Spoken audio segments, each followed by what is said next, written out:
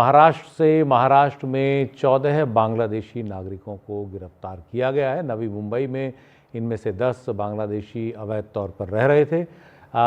Crime branch ने ये कार्रवाई की है। ठाणे में 4 बांग्लादेशी नागरिकों को गिरफ्तार किया है। ठाणे के एक अपार्टमेंट में ये अवैध तौर पर रह रहे थे। कोनगांव और खारघर पुलिस स्टेशनों में केस दर्ज किए गए हैं और पुलिस इस मामले में अब पूछताछ कर आगे जो उनकी मंशा है उसे पता लगाने की कोशिश कर रही है। हमारे साथ हमारे सहयोगी सुजाता हैं। सुजाता, क्या मामला है ये पूरा, क्यों इनकी गिरफ्तारी हो रही है और क्या इस तरह की कोई मुहिम चल रही है अवैध बांग्लादेशियों का पता लगाने की?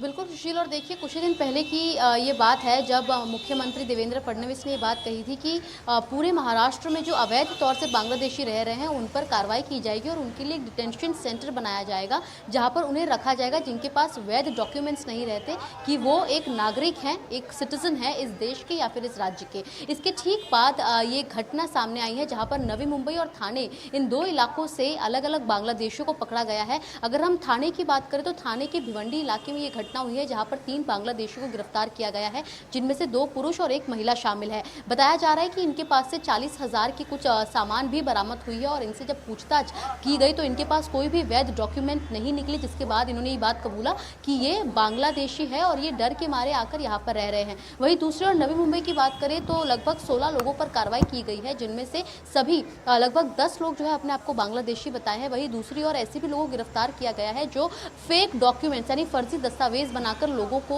वो डॉक्यूमेंट्स बनाकर देते हैं ताकि वो मुंबई और महाराष्ट्र में अपने आप को यहाँ के नागरिक बताते हुए रह सके, जिसके चलते ये बड़ी कार्रवाई यहाँ पर नवी मुंबई पुलिस और थाने पुलिस द्वारा की गई है, जिसमें ऐसे बांग्लादेशी ऐसे लोग जिन पर उन्हें शक है या फिर एक गिरोह चला रहे हों जहाँ पर बांग्लादेशियों को अवैध तरीके से रखा जा रहा हो, उन इलाकों पर पुलिस की छापेमारी जारी है और वहाँ से लोगों को गिरफ्तार कर उन्हें डिटेंशन सेंटर ले जाया जाएगा जहाँ पर उनसे पूछताछ की जा रही है, जानने के लिए कि आखिर क्या वो अकेले रह रहे हैं, उनके साथ और भी ऐसे लोग हैं, उनके परिवार के लोग शामिल हैं जो उनके साथ रहते हैं और बाद में उन पर जो है पुलिस द्वारा कार्रवाई की जा रही है। जी, ये जो अवैध बांग्लादेशियों वाला मुद्दा है, ये जब से बांग्लादेश में शेख हसीना सरकार का तख्ता पलट हुआ, अंतरिम सरकार आई, तब से तेज़ हुआ है। तो इसके पीछे जो सियासत है वो किस तरह की दिख रही है?